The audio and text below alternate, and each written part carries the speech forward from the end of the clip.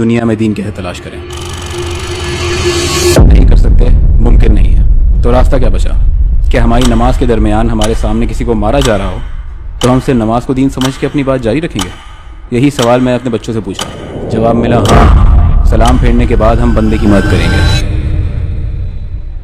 ہمیں بدلنا ہوگا، دین کو دنیا کے لیے نہیں، دین کے لیے دنیا کو۔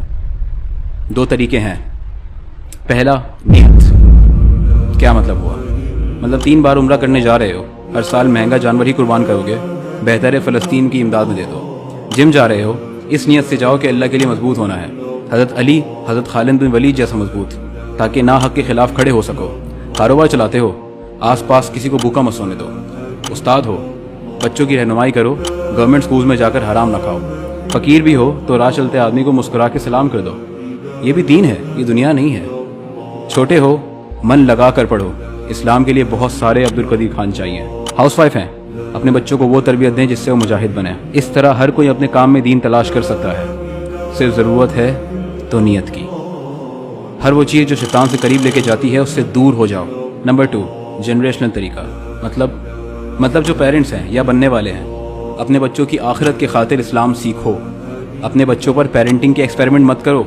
تم سے سوال ہوگا اس چیز کا کہ تمہارے تانوں نے ایک ابھرتا ہوا لیڈر مار دیا۔ اور سکولز، انسان کے بچے بنو۔ I have been a professional teacher and I know what you always try to hide، لیکن اب یہ بدلے گا، بہت ہو گیا ہے۔ پڑھائی کے نام پر یہ گندا کاروبار بند کرو۔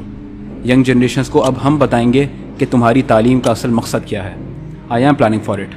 Follow my second handle for that۔ ابتدا یہاں سے ہے، منزل رب جانے۔ یہ 1 لاکھ لوگ آ رہے ہیں سوئے ہوئے شیروں کو جگانے۔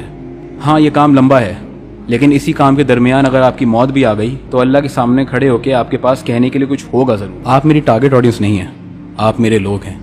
میری ٹارگٹ آڈینس دنیا کو پوجنے والے ہیں۔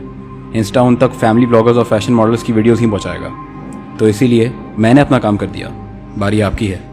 ان تک پہنچائیں تاکہ وہ یہ نہ پوچھیں